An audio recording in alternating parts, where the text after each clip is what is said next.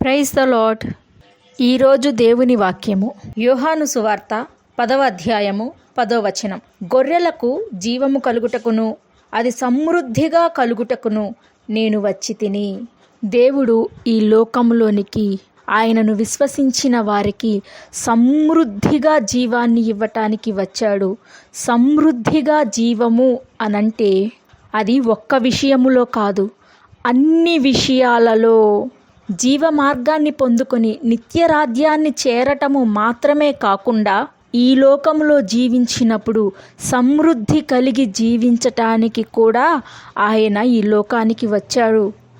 చాలామందికి ఒక అపోహ, ఈ లోకములో శ్రమలు భరించవలసిందే అని. దేవుడు అంటున్నాడు, లోకములో మీకు శ్రమలు కలుగును, అయినను ధైర్యము తెచ్చుకొనుడి, వాటిని నేను జయించి ఉన్నాను, నా విజయాన్ని నేను మీకు అనుగ్రహించి ఉన్నాను. అంటే సహజంగా మానవుడు పొందే ప్రతి శ్రమ ఆయన అనుభవించాడు.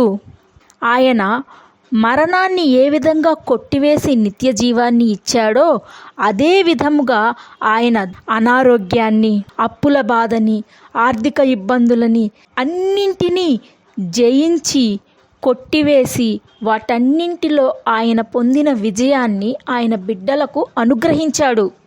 అందుకే నీ సిలువ నా మీద మోపు అని ఆయన చెప్పగలిగాడు.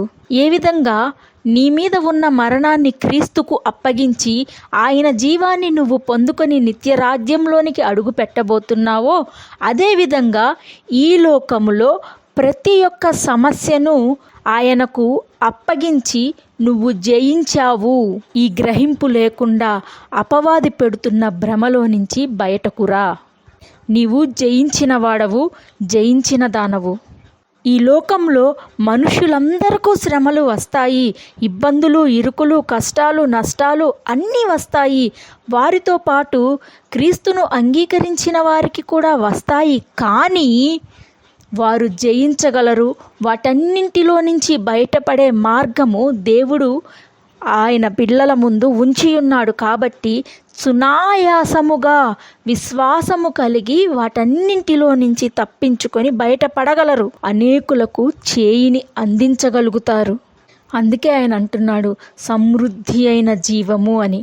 శ్రమలు సహజంగా ఉంటాయిలే, దేవుణ్ణైతే నేను విడిచిపెట్టను అని సర్దుకుపోతూ ఉంటే శ్రమలు అలాగే ఉంటాయి. కానీ నా తండ్రి వీటన్నింటినీ ఆయన అనుభవించి నా జీవితంలో కొట్టివేశాడు. కాబట్టి వీటిని నేను అనుభవించవలసిన అవసరం లేదు. ఇది అపవాది పెడుతున్న భ్రమ, నేను దీన్ని నమ్మను. నా తండ్రి నీ యందు నేను విశ్వాసము కలిగి ఉన్నాను, ఇవి నన్ను ఏమీ చేయలేవు. అపవాది పెడుతున్న భ్రమ నా నుంచి వెడలిపోండి అని ధైర్యముగా నీవు చెప్పగలిగి ఆయన మీద విశ్వాసం ఉంచి వాక్యాన్ని ధ్యానిస్తూ నెమ్మది కలిగి ప్రశాంతముగా దానివైపు చూడక దేవుని వైపు చూస్తూ ఎప్పుడైతే నువ్వు అడుగులు వేస్తూ ఉంటావో ప్రతి శ్రమ, ప్రతి ఇరుకు, ప్రతి ఆపద, ప్రతి ఇబ్బంది, ప్రతి శత్రుభయము విడిచి పారిపోవలసిందే. ఆయన ఈ లోకంలో ఉన్న శ్రమలు అనుభవించటానికి ఆయన ఈ లోకానికి వచ్చి నివసించలేదు. నీవు పడుతున్న ఆ శ్రమను ఆయన అనుభవించి నిన్ను విడిపించటానికే ఆయన ఈ లోకానికి వచ్చాడు. అది గుర్తుంచుకో.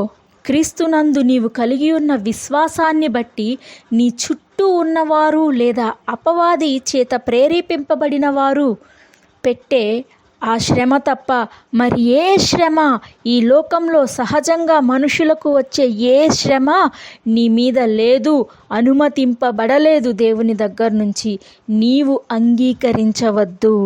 దానిని క్రీస్తు నామంలో నీకివ్వబడిన అధికారాన్ని బట్టి పారద్రోలు. విశ్వాసము అనే డాలు పట్టుకొని అపవాది చెబుతున్న అబద్ధాన్ని నమ్మక దేవుని వైపు, ఆ విజయాన్ని అనుగ్రహించిన వాని వైపు, సమృద్ధి అయిన జీవాన్ని నీకు ప్రతి విషయంలోనూ, ఘనత విషయంలోనూ, డబ్బు విషయంలోనూ, ఆరోగ్య విషయంలోనూ, ఆర్థిక పరిస్థితుల విషయంలోనూ, నీకు దేవుడు ఇచ్చిన అనుబంధాల విషయంలోనూ మరణము లేదు, సమృద్ధి అయిన జీవమే ఇది నమ్మి నీ అడుగులు కొనసాగించు. అపవాది నీ దగ్గర నుంచి దొంగిలించలేదు. ప్రార్థన. దేవా, ఈ వాక్యము విన్న నీ బిడ్డలు అంగీకరించి వారి హృదయములో చేర్చుకొని అపవాది చెప్పే అబద్ధాన్ని నమ్మక అపవాది పెడుతున్న భ్రమలను తరిమి కొట్టేవారుగా నీ యందు విశ్వాసము కలిగి నీవిచ్చిన సమృద్ధి అయిన జీవాన్ని ప్రతి విషయములోనూ పొందుకొని ఈ లోకంలో నిత్యరాజ్యంలో నీవు అనుగ్రహించిన ఆ జీవాన్ని పొందుకోగలుగుటకు కృప చూపించమని యేసు శక్తి కలిగిన నామమున అడిగి వేడుకొనుచున్నాను తండ్రి. ఆమెన్. మీ ప్రార్థన అవసరతల కొరకు కింద కామెంట్ సెక్షన్లో మెన్షన్ చేయండి. మీ కొరకు ప్రత్యేకముగా ప్రార్థించటం జరుగుతుంది. షాలోమ్.